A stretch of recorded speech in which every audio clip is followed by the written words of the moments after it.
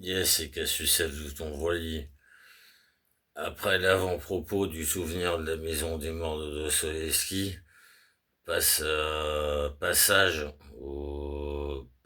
à la première partie et au chapitre 1, la maison des morts. Et ce sera tout pour ce soir, hein. Le reste bientôt cette semaine.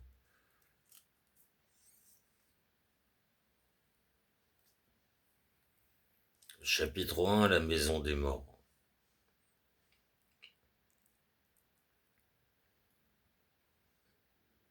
Notre bagne se trouvait à l'extrémité de la forteresse, au bord du rempart. Quand à travers les fentes de la palissade, nous cherchions à entrevoir le monde, nous apercevions seulement un pan de ciel étroit et un haut remblai de terre envahi par les grandes herbes que nuit et jour des sentinelles apportaient, que des sentinelles, arpentaient.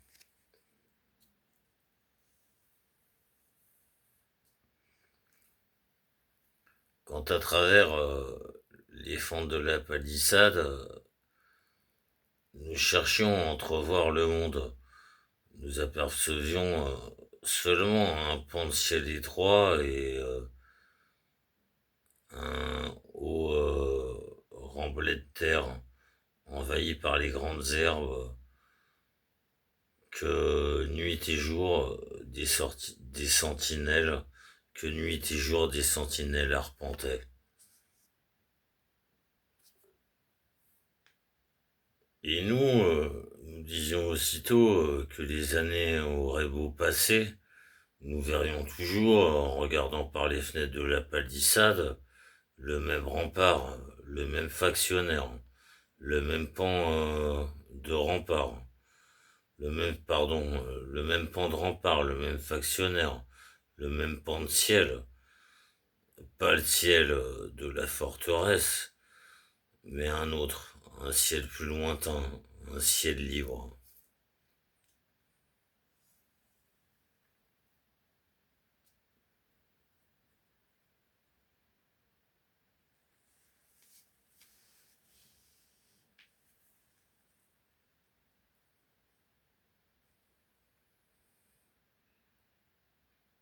Représentez-vous une vaste cour de 200 pas de long et de 250 de large, en forme d'hexagone irrégulier.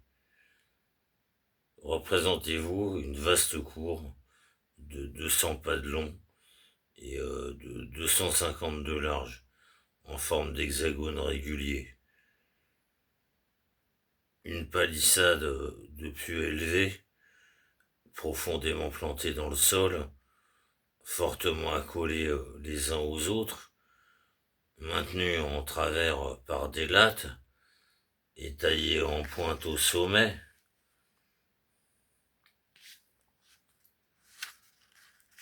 L'enclos de toutes parts et forme sur le mur d'enceinte de notre bagne.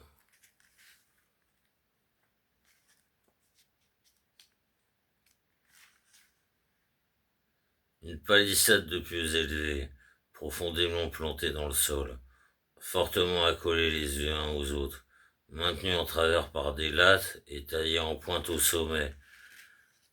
L'enclos de toutes parts et forme le mur d'enceinte de notre bagne.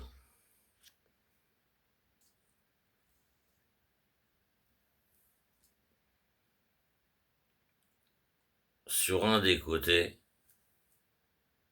de la palissade, une solide porte cochère, toujours fermée, toujours gardée par une sentinelle, ne s'ouvre que par ordre pour laisser passer les forçats qui se rendent à leur travail.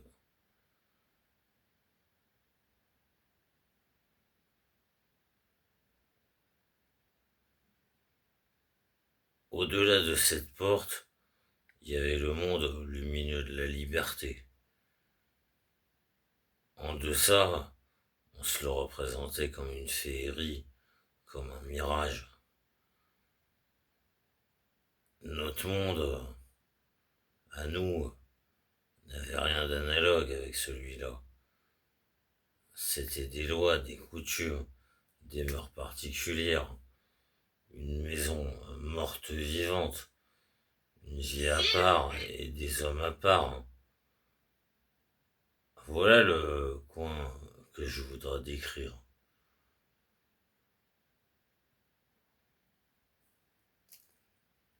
Quand on pénètre dans l'enceinte, on distingue plusieurs bâtiments.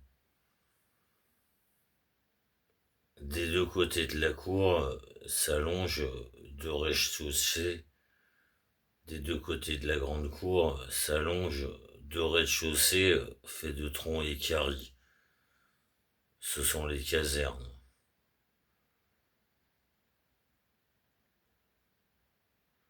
Là vivent les forçats, séparés par catégories. Au fond de la cour s'élève une construction du même genre, la cuisine, divisée en deux pièces, et plus en arrière un bâtiment qui rassemble sous le même toit la cave, le hangar, le grenier.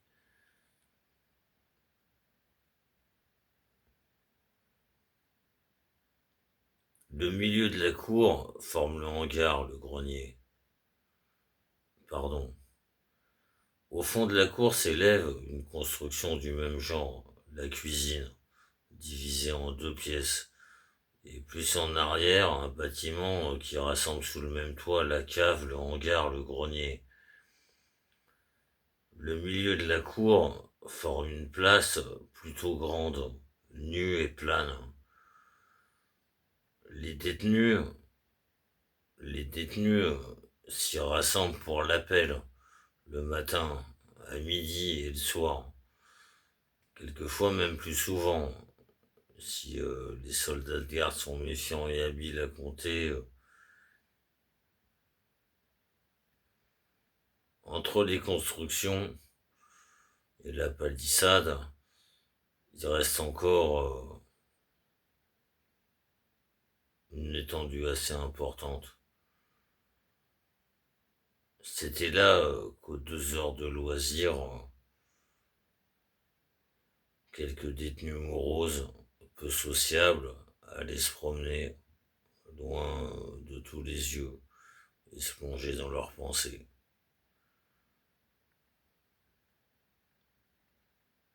Quand je les rencontrais au cours de ces promenades, j'aimais à scruter leurs visages assombris et stigmatisés, à imaginer leurs préoccupations. L'un d'eux passait son temps libre à compter les pieux de la palissade. Il y en avait 1500 et il les connaissait tous par cœur. Chacun d'eux signifiait pour lui un jour. Et puis si on commence à compter, alors là on n'a pas fini.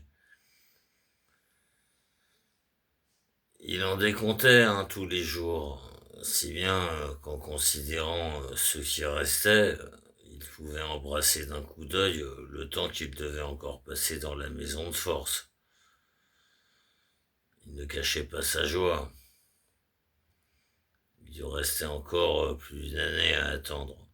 Mais le bagne est une bonne école, mais le bagne est une bonne école de patience.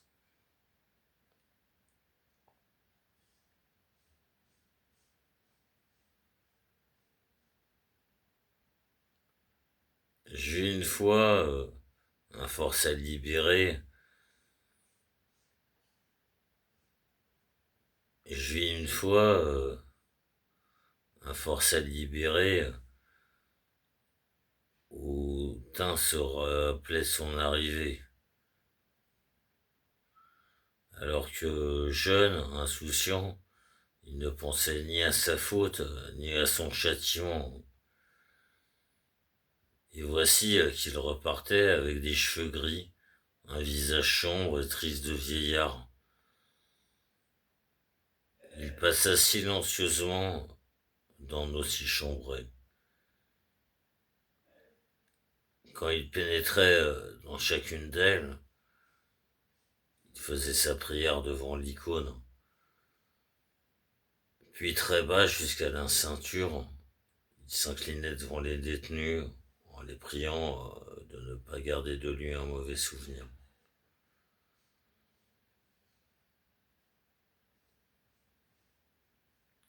Je me rappelle aussi un détenu, paysan sibérien, qui avait connu l'aisance. Un soir, on l'appela à la porte. 6 mois auparavant, il avait appris avec douleur que son ancienne femme s'était remariée. Or, c'était elle qui, ce soir-là, les faisait venir pour lui donner une aumône.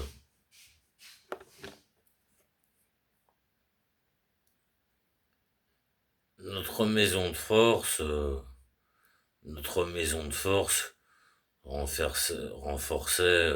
renfermait, pardon. Notre maison de force renfermait toujours une moyenne de 250 détenus. Les uns arrivaient, les autres s'en allaient, d'autres mouraient. Quels gens n'y avait-il pas là? Chaque province, chaque entrée de la Russie y comptait, je crois, son délégué.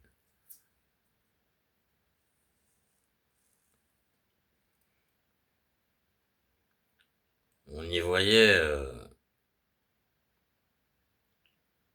pardon, chaque province, chaque entrée de la Russie y comptait, je crois, son délégué. On y voyait jusqu'à des halogènes, dont certains venaient même du Caucase. Tout cela était divisé d'après la gravité du crime et la durée du châtiment.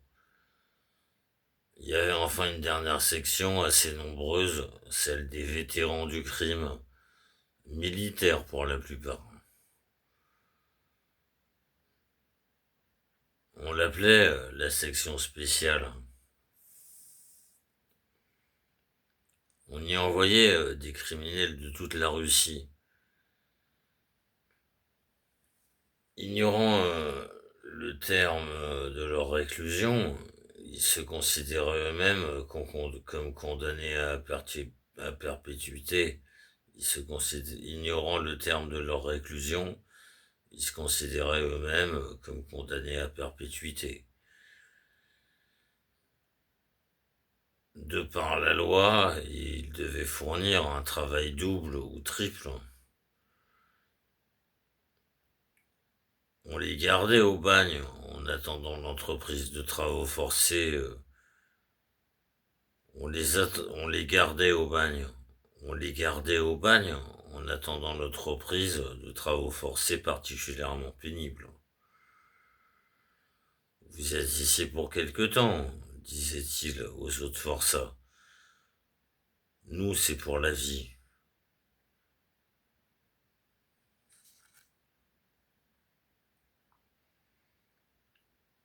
J'ai entendu affirmer que cette section est supprimée. On aurait fait partir en même temps les autres détenus civils pour ne garder que les prisonniers militaires. L'administration a bien entendu été changée. Je décris donc des choses d'autrefois, des pratiques abolies, des faits depuis longtemps oubliés.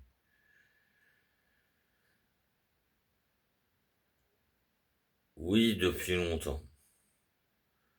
Oui, depuis longtemps. Tout cela, aujourd'hui, me semble un rêve.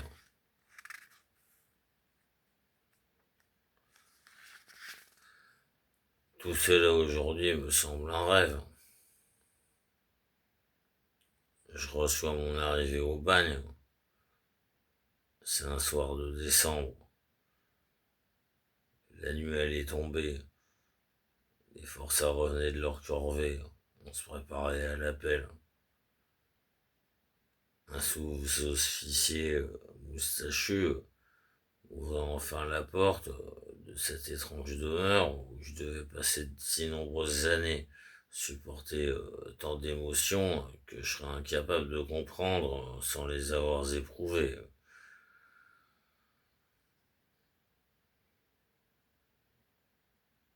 Par exemple, je n'aurais pu concevoir le tourment effroyable jamais pu concevoir le tourment effroyable de ne pouvoir rester seul. Par exemple, je n'aurais jamais pu concevoir le tourment effroyable de ne pouvoir rester seul, ne fût-ce qu'une minute, au long des 10 années que dura ma détention.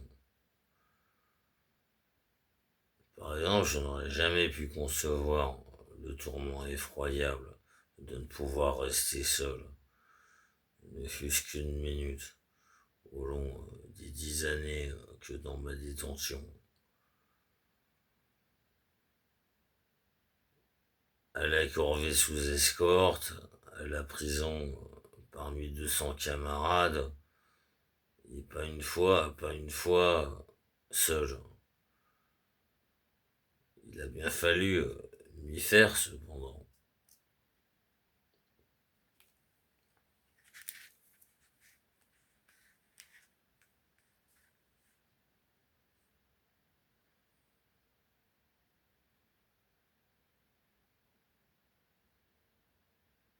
Il y avait là des meurtriers par accident et des assassins de métier, des malandrins et des chefs de bande. Il y avait là des filous, des rôdeurs, des chevaliers d'industrie, rafleurs d'argent et coupeurs de bourse. Pour d'aucuns même, on se demandait ce qui avait bien pu les amener là. Et cependant, j'avais chacun, et cependant chacun, et cependant chacun avait son histoire confuse et trouble, comme les fumées d'un lendemain d'ivresse.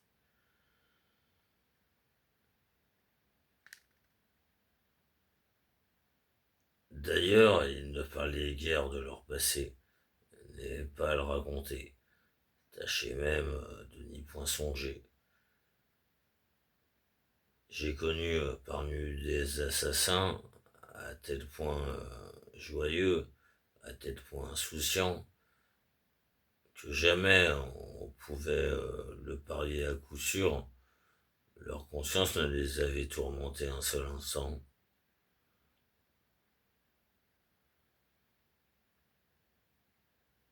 Mais il y en avait aussi d'autres, au visage renfrogné, qui se taisaient presque toujours.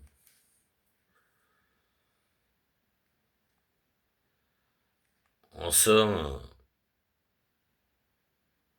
on faisait guère le récit de sa vie, la curiosité n'étant. En somme, on ne faisait guère le récit de sa vie, la curiosité n'étant ni dans les usages, ni dans les règles de la maison.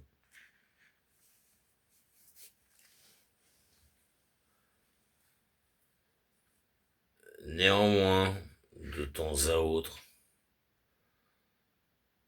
par désœuvrement, un détenu confiait quelques secrets à un voisin, qui l'écoutait froidement, les traits froncés.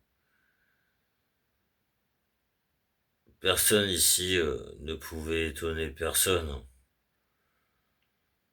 Nous ne sommes pas des ignorants, nous autres, disaient souvent les forçats avec une sorte de satisfaction cynique.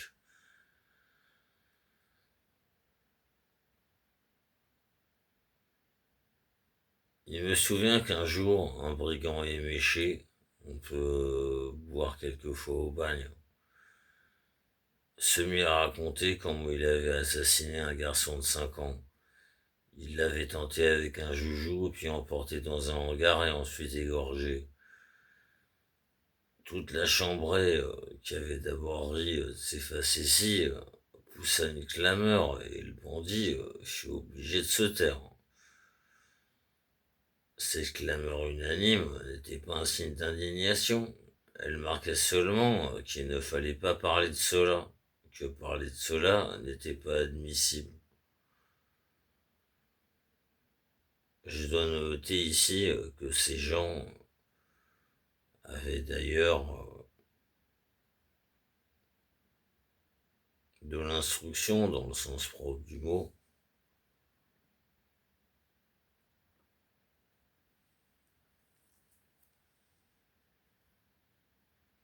La moitié d'entre eux, au moins, savaient lire et écrire.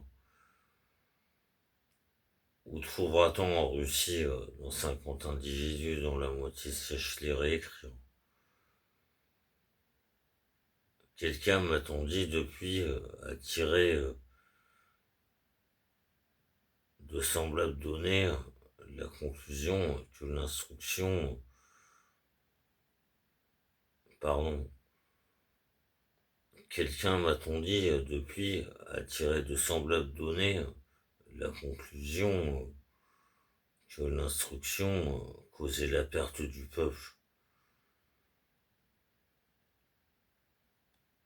De ce fléchissement moral, à vrai dire, l'instruction éveille chez le peuple de la présomption. Mais à mon sens, ce n'est pas là un défaut.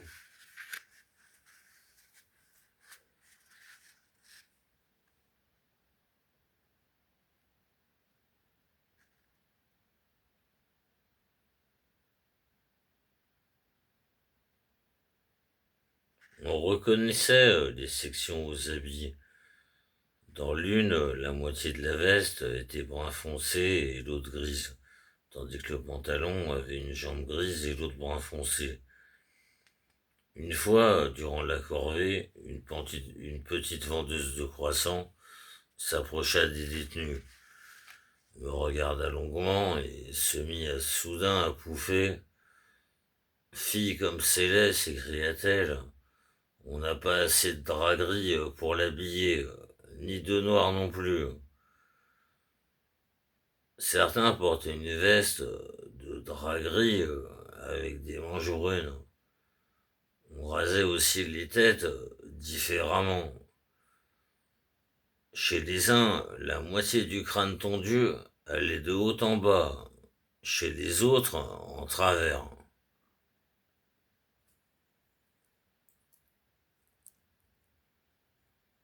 Du premier coup d'œil, on percevait une vive ressemblance entre les membres de cette étrange famille.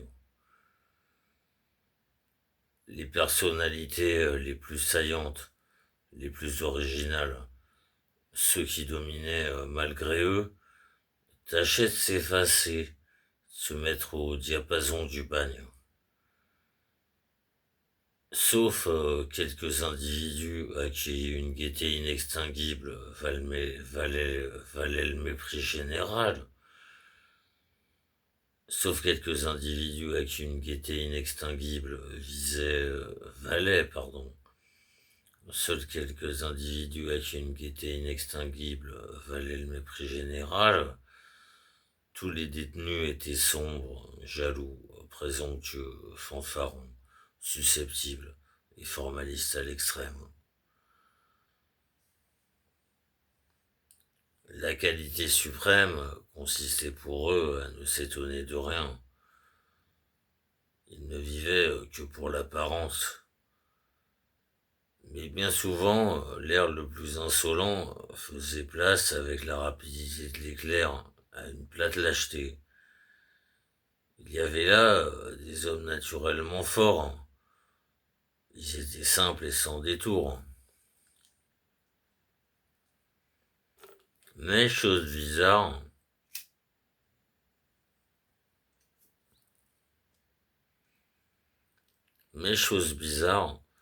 quelques-uns faisaient preuve d'une vanité presque maladive. La gloriole, les dehors, passaient avant tout. La plupart étaient épouvantablement pervertis. Les calomnies, les commérages ne cessaient jamais. C'était l'enfer et les ténèbres extérieures.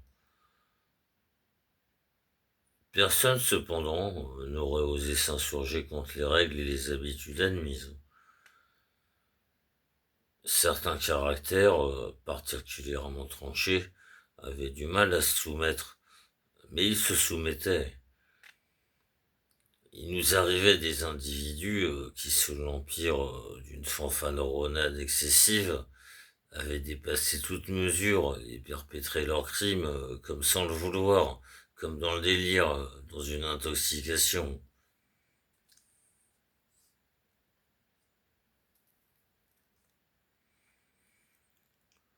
Nous avions tout fait de les mater, même ceux qui avaient été la terreur des villes et du village entier. En regardant autour de lui, le nouveau remarquait bientôt qu'il n'était pas tombé au bon endroit pour provoquer la surprise, et il ne tardait pas à prendre le ton commun. Ce ton se manifestait par une dignité étrange et très spéciale qu'aucun des habitants du bagne ne devait abandonner.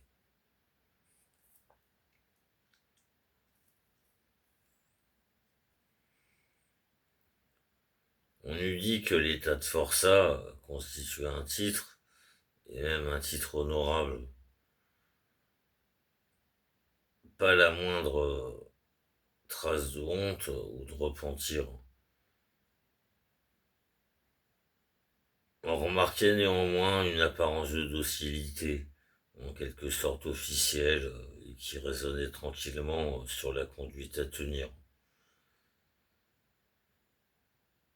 Nous sommes des réprouvés, on n'a pas su vivre en liberté, et maintenant il faut se traîner le long de la rue verte et se mettre en rang pour être dénombré. Quand on n'a pas écouté son père et sa mère, on finit par obéir au roulement du tambour. Quand on n'a pas su broder au fil d'or, on n'a plus qu'à marteler le caillou.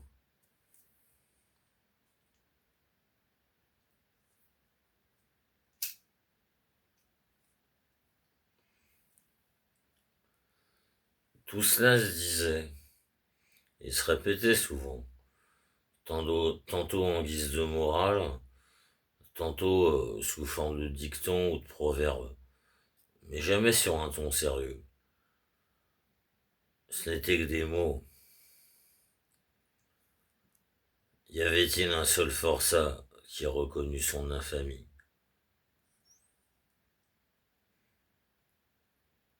Que quelqu'un du dehors s'avise, que quelqu'un du dehors s'avise de reprocher ses crimes à un détenu, voire de l'injurier, serait d'ailleurs fort peu russe. Les invectives n'auront pas de fin. Et quel maître que les forçats en matière d'injures? Et quel maître que les forçats en matière d'injures? Les nôtres injuriaient finement, subtilement, artistement. Ils poussaient l'insulte jusqu'à la science. Ils s'appliquaient à choisir des mots moins offensants par la forme que par l'idée, par le sens, par l'esprit. C'était parfait comme venin.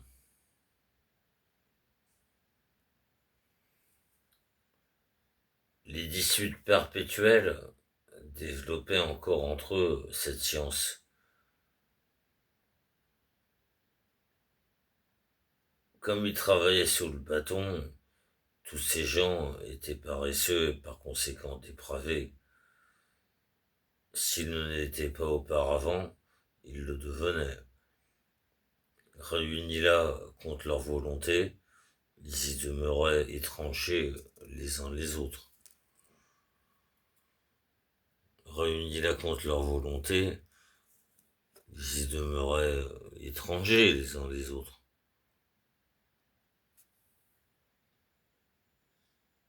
Le diable a usé 3 paires de sandales avant de nous fourrer en tas, disait-il de même. C'est pourquoi la calomnie, l'intrigue, les ragots, la jalousie, la haine occupaient le premier plan de cette vie damnée. La commère à la langue la mieux pendue n'aurait pas eu le verbiage de certains de ces bandits. On trouvait parmi eux, je le répète, des caractères bien trempés, d'une intrépidité à toute épreuve, habitués à voir plier les gens devant eux. Ceux-là, on les estimait involontairement. De leur côté, bien que fort entichés de leur gloire, ils s'efforçaient de nous laisser personne, de ne jamais se lancer dans de vaines disputes.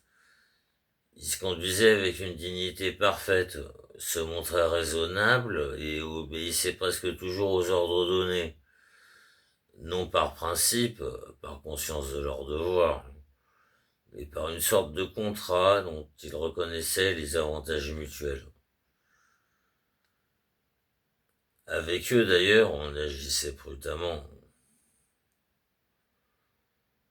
Il me souvient qu'un de nos bagnards, individu intrépide, au penchant de bête fauve, fut appelé un jour pour subir les verges. C'était pendant l'été, à l'heure du repos. En tant que chef immédiat du bagne, notre major vint au corps de garde qui se trouvait près de l'entrée afin d'assister à la punition. Ce major était pour les détenus un être fatal. Il les avait amenés à trembler, il les avait amenés à trembler devant lui. Il les avait amenés à trembler devant lui. Ce major était pour les détenus un être fatal. Sa sévérité touchait à l'extravagance. Il se jetait sur les gens, entre guillemets, selon l'expression des forçats. Ce qui terrorisait le plus sur lui, c'était son regard de lynx, auquel on ne pouvait rien cacher. Il voyait sans même regarder.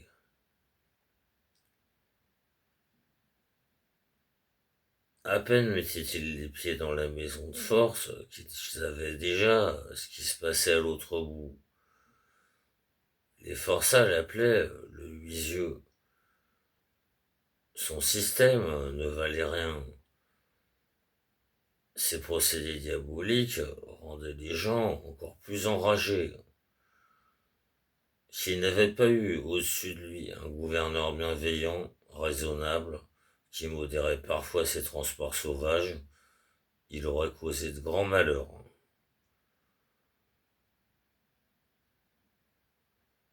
Je ne comprends pas comment il a pu terminer je ne comprends pas comment il a pu terminer sa carrière sain et sauf. À dire vrai, il n'a pris sa retraite qu'après avoir passé en jugement.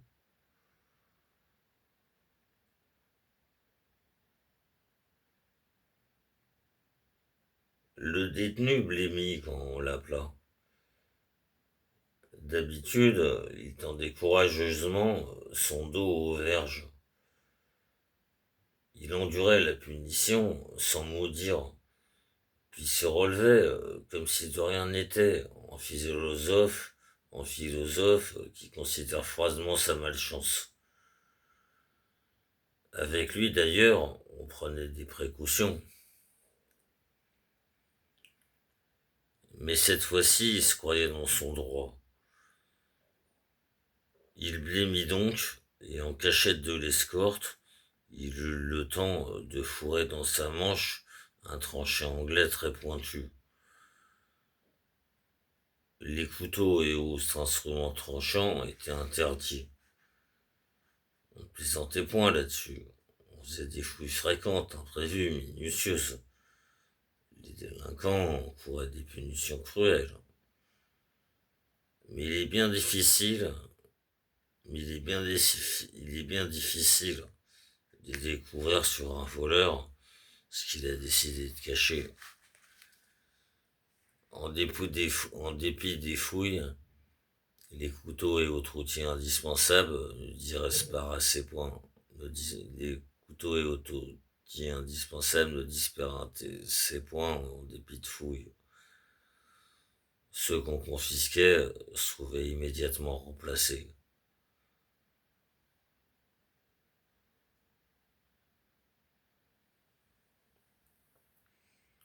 Tous les détenus coururent à la palissade pour regarder, le cœur battant, à travers les fentes.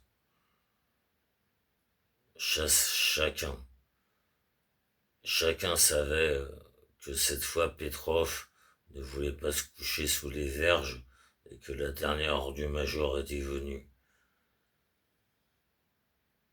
Mais à la minute fatale, celui-ci monta en voiture et s'en alla, chargeant un autre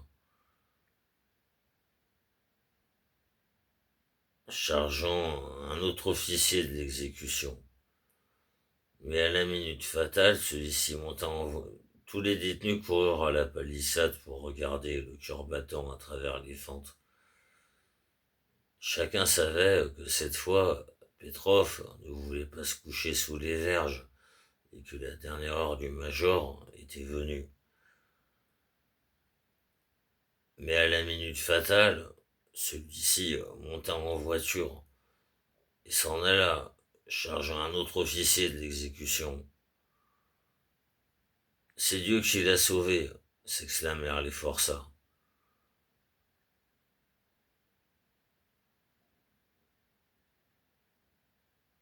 Quant à Petrov, il endura passivement les verges. Sa vieille fureur avait passé avec le départ du major.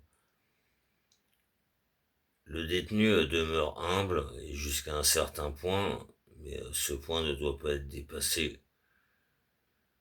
Rien n'est plus curieux que ces éclats soudains d'irritation, de rétivité.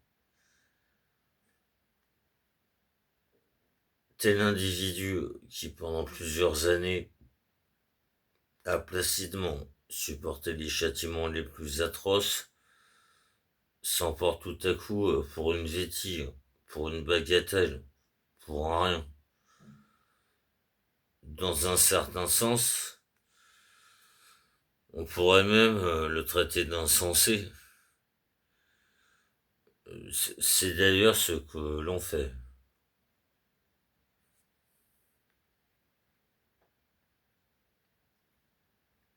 J'ai déjà dit qu'au cours de mes années de bagne, je n'ai pas constaté chez mes camarades le moindre regret, le moindre malaise de conscience.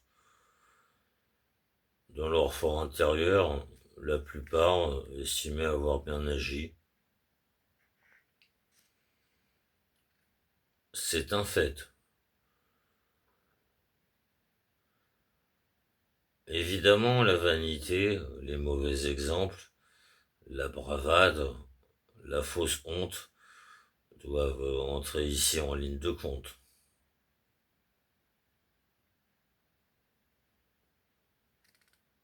Mais d'un autre côté, qui peut prétendre avoir sondé ces âmes déchues, avoir découvert dans leur mystère ce qui demeure caché à l'univers entier? J'aurais dû néanmoins, il me semble, pendant de si nombreuses années, surprendre dans ces cœurs un indice quelconque de souffrance, de désespoir. Mais je n'ai positivement rien aperçu. Sans doute ne faut-il pas juger d'après des idées préconçues. Sans doute la philosophie du crime est-elle plus compliquée qu'on ne le pense. Le bagne, les travaux forcés ne relèvent pas. Le bagne, les travaux forcés ne relève pas le criminel. Ils le punissent tout bonnement et garantissent la société contre les attentats qu'il pourra encore commettre. Le bagne, les travaux les plus pénibles, ne développent dans le criminel que la haine, que la soif des plaisirs défendus, qu'une insouciance effroyable. D'autre part, le fameux système cellulaire n'atteint, j'en suis convaincu, qu'un but trompeur, apparent. Il suce la sève vitale de l'individu, l'énerve dans son âme, l'affaiblit, l'effraie. Puis il vous présente comme un modèle de redressement, de repentir, une momie moralement desséchée et à demi folle.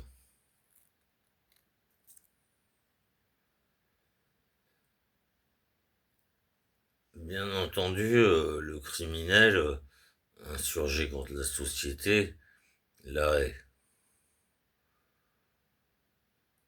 Il considère presque toujours qu'il a raison et qu'elle a tort.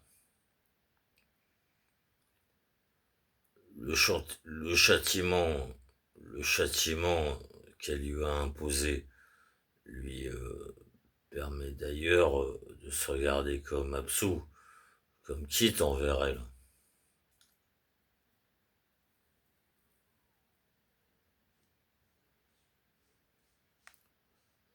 On peut envisager des choses sous un angle qui permettra presque d'innocenter le coupable.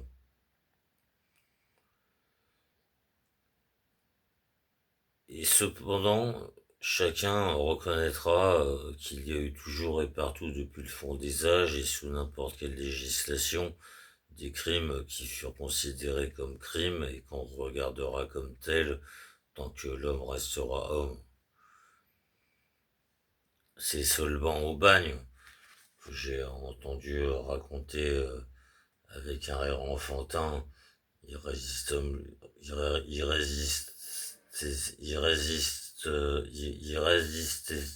irrésistiblement joyeux, les actions les plus épouvantables, les plus dénaturées, les forfaits les plus monstrueux, les plus infâmes.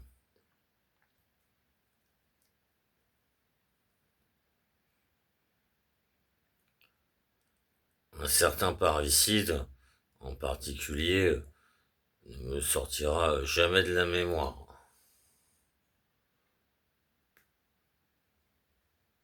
Noble d'origine et ancien employé de l'État, il avait joué auprès de son père sexagénaire le rôle du fils prodigue.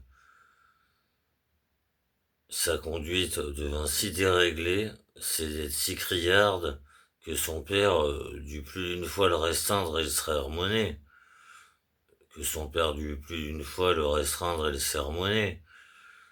Mais celui-ci possédait une maison, une ferme, on le soupçonnait d'avoir un magot, et le fils, avide d'hériter, le mit à mort.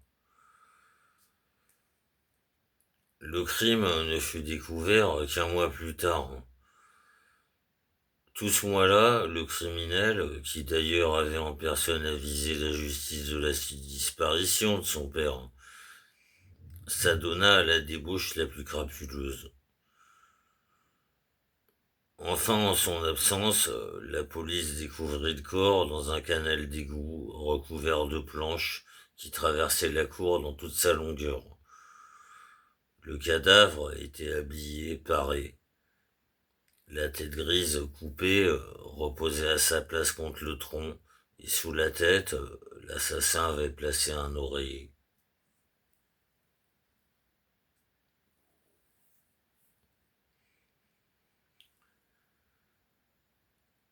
Le jeune homme n'avoua pas.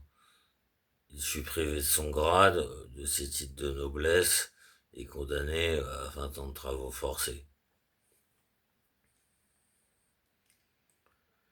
Aussi longtemps que je l'ai connu, Il ne s'est jamais départi de sa belle humeur. Sans avoir rien d'un sot, il se montrait l'être le plus léger, le plus étourdi, le plus insouciant du monde. Je n'ai jamais remarqué en lui de cruauté particulière. Les détenus le méprisaient, non pour son crime dont on ne parlait point, mais pour sa légèreté et son manque de tenue. Dans la conversation, il arrivait. Dans la conversation, il lui arrivait de citer son père. Une fois, me parlant de la robuste complexion héréditaire dans sa famille, il ajouta: exemple, l'auteur de Mes jours, qui jusqu'à sa fin ne s'est jamais plaint de maladie. Une insensibilité aussi bestiale semble naturellement impossible. Elle tient du phénomène. Ce n'est plus un crime mais un défaut organique, une monstruosité physique et morale, non enregistrée encore par la science. Je ne pouvais, il va sans dire, croire à sa culpabilité, mais des gens de son pays, qui devaient être au courant, me racontèrent les faits avec des détails si précis qu'il fallut bien se rendre à l'évidence. Les détenus l'avaient entendu crier une fois en rêve: tiens-le, tiens-le, la tête, coupe-lui la tête.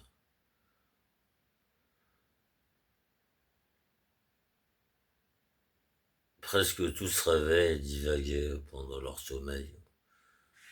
Alors jurons, mots d'argot, couteau, hache revenaient le plus souvent sur leur langue. On est des gens rossés, disait-il. On est tout écrasé par dedans. C'est pour ça qu'on crie la nuit.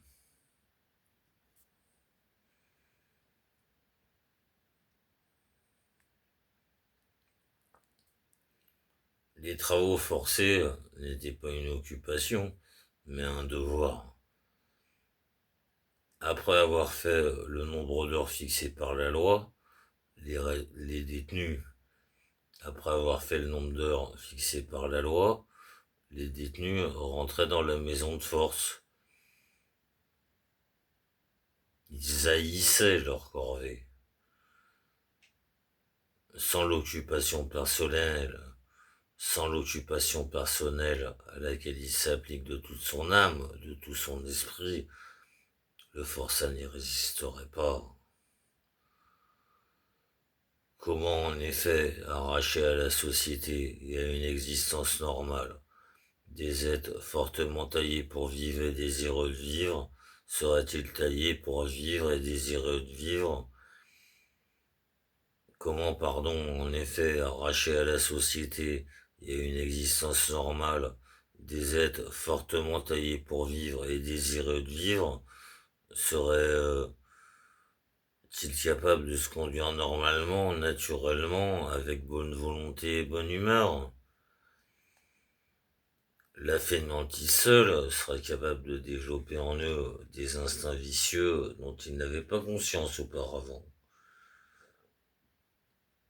Sans travail, sans loi, sans rien qui lui appartienne hors propre, l'homme n'est plus lui-même, il s'avilit, il redevient une bête.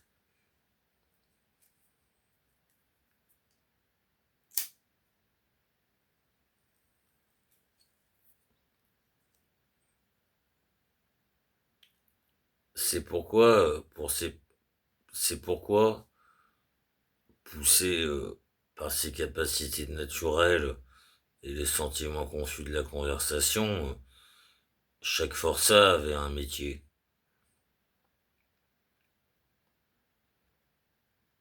L'été, les travaux remplissaient les longues journées presque tout entières, et les nuits si courtes laissaient à peine le temps de dormir. Mais l'hiver, le règlement prescrivait l'internement des détenus dès la tombée du jour.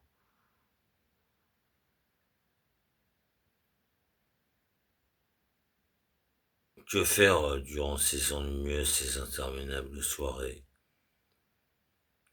En dépit du règlement, chaque caserne se transformait en vaste atelier.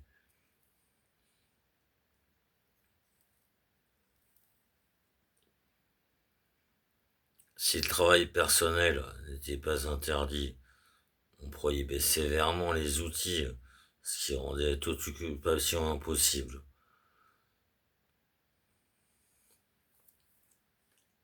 Alors, on travaillait en cachette, et dans certains cas, l'administration elle-même n'y regardait pas de trop près. Beaucoup de détenus arrivaient au bagne sans rien savoir faire. Ils apprenaient auprès des autres, et quand sonnait l'heure de la libération, ils s'en allaient pourvus d'un bon métier. Il y avait là des bottiers, des cordonniers, des tailleurs, des menuisiers, des charpentiers, des graveurs, des doreurs. Un juif même, Isaac Bumstein, trouva le moyen d'être à la fois joaillier et usurier. Tous tâchaient de gagner quelques sous. Des commandes arrivaient de la ville. L'argent représente une liberté souriante. Pour l'homme privé, complètement de liberté, il décuple de prix. Pour l'homme privé complètement de liberté, il décuple de prix. Si l'on peut faire sonner des sous dans sa poche, même quand on n'a pas le moyen de les dépenser, on est à moitié consolé.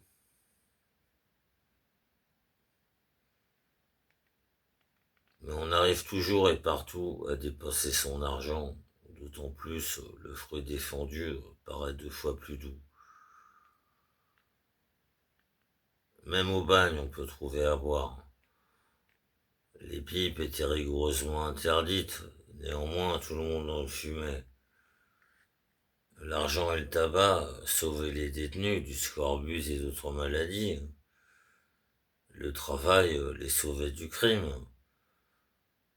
Sans lui, ils se seraient entre-dévorés comme des araignées enfermées dans un bocal.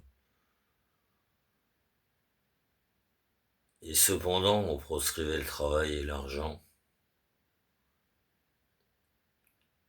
Assez souvent, la nuit, on opérait brusquement une perquisition, et l'on emportait tous les objets défendus.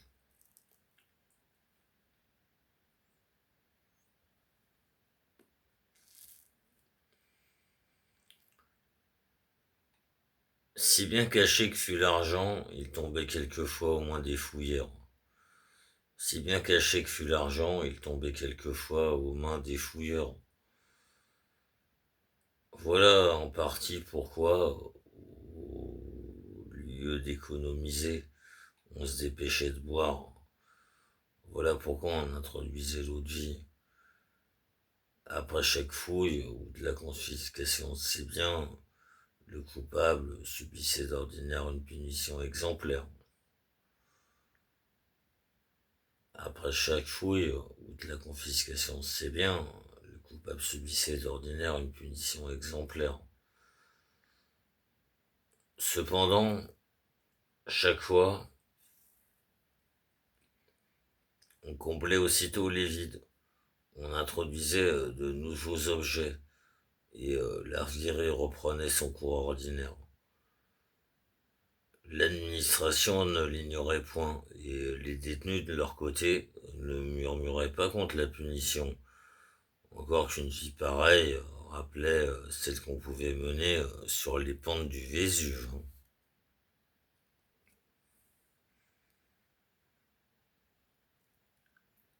Celui qui n'avait pas de métier s'adonnait à d'autres occupations, parfois fort originales.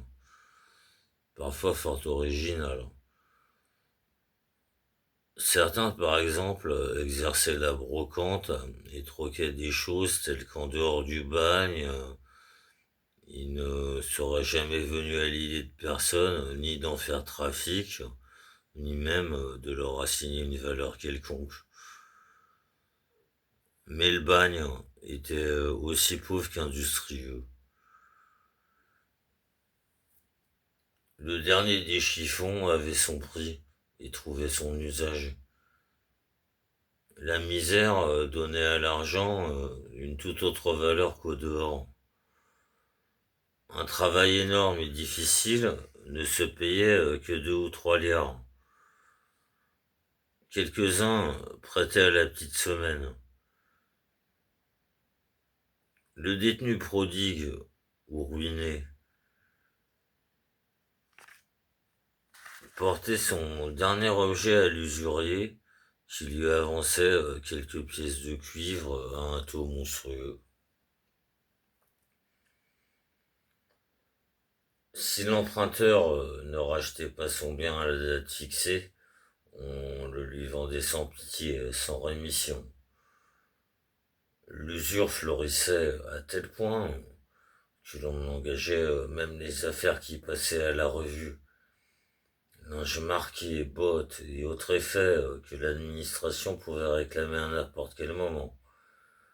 Mais lors de semblables dépôts, l'affaire prenait quelquefois un autre tour, qui, d'ailleurs, n'était pas complètement inattendu.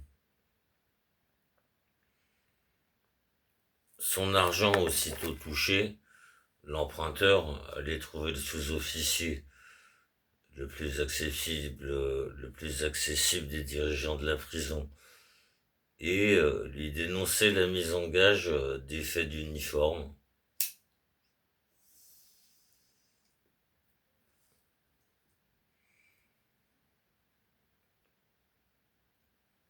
Alors celui-ci, sans même avertir l'administration, les faisait reprendre à l'usurier.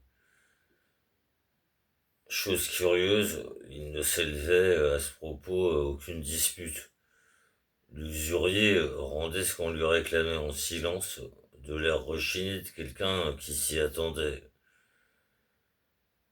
Peut-être reconnaissait-il en son fort intérieur qu'à la place de l'emprunteur, il aurait agi de même.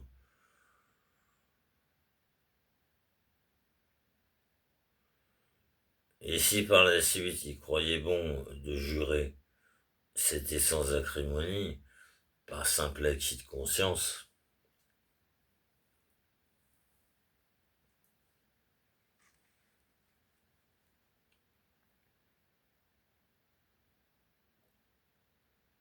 En général, les détenus se volaient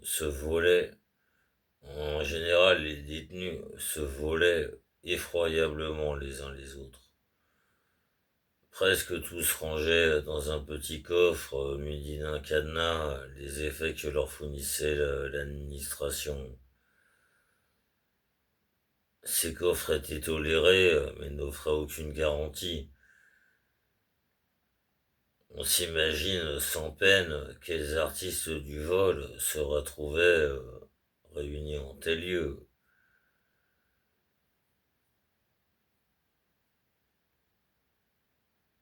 Un détenu qui m'était sincèrement dévoué, je te dis en toute simplicité, entre parenthèses, me voilà une Bible, le seul objet dont la possession fut autorisée.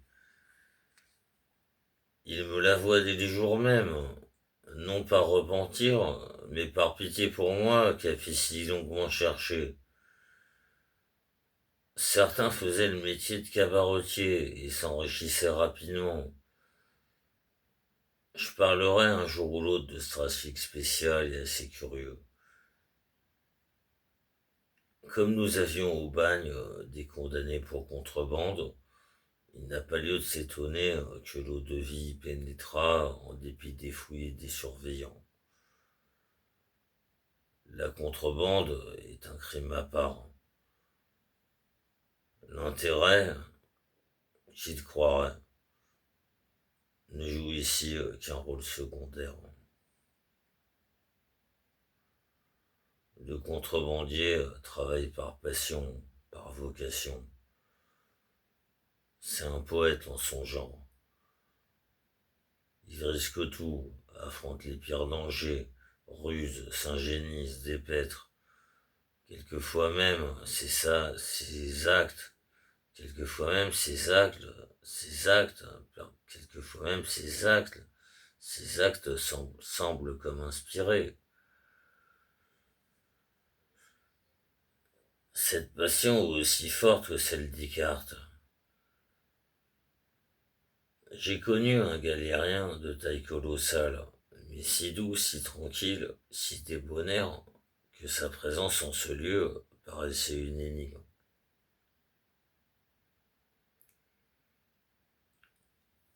Jamais, au grand jamais, durant tout son temps de bagne, il ne se querella avec personne. Mais originaire des marches de l'Ouest, il avait été déporté pour contrebande, et bien entendu, il ne pouvait pas se retenir d'introduire de l'eau de vie. Que de châtiments il encourut pour cela, et quelle crainte il avait des verges. Il continuait cependant, malgré ses bénéfices dérisoires, car seul l'entrepreneur s'enrichissait.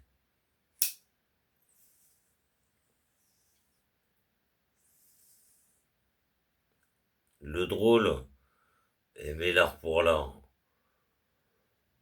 Pleurnicheur comme une femmelette, il jurait ses grands dieux après chaque fustigation de ne plus recommencer.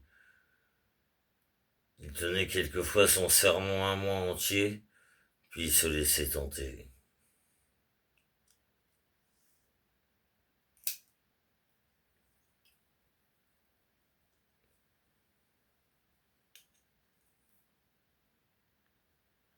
Grâce à de pareils individus,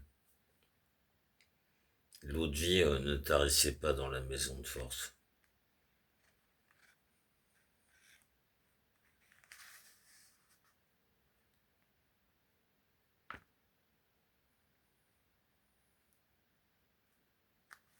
Les détenus connaissaient encore un genre de revenu qui, sans les enrichir, n'en était pas moins régulier et bienfaisant.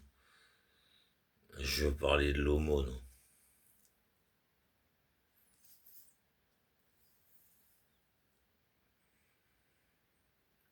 Les hautes classes de notre société n'ont aucune idée des soins dont les marchands, les petits bourgeois, tous les gens du peuple entourent les malheureux, comme ils disent. L'aumône se fait d'une façon continue et presque toujours en pain ou en croissant, plus rarement en monnaie. En bien des endroits, les prisonniers, surtout les prévenus, qui sont soumis à un régime plus sévère que les condamnés, ont beaucoup de peine à vivre sans ces dons. L'aumône se partage religieusement entre les détenus. S'il n'y en a pas assez pour tous, on taille à croissant en parts égales, quelquefois en 6, mais chacun reçoit son morceau.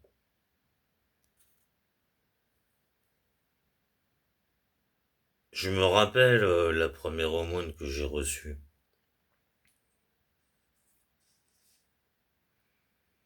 C'est peu après mon arrivée. Je revenais de la corvée du matin, seul avec un surveillant.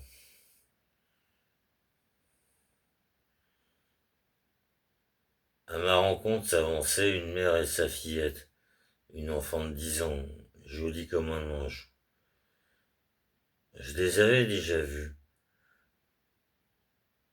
La mère était la veuve d'un jeune soldat qui, après avoir passé un conseil de guerre, mourut à l'hôpital dans le pavillon des détenus, où je me trouvais moi-même en traitement. La mère et la fille étaient venues lui dire adieu en pleurant toutes deux à chaudes larmes. Quand elle m'aperçut, la petite fille rougit et murmura quelques mots à sa mère. Celle-ci s'arrêta aussitôt, chercha dans son panier un quart de copec et le donna à l'enfant qui courut à moi. Tiens, malheureux, prends ce petit kopek, pour l'amour du Christ, cria-t-elle en me le glissant dans la main.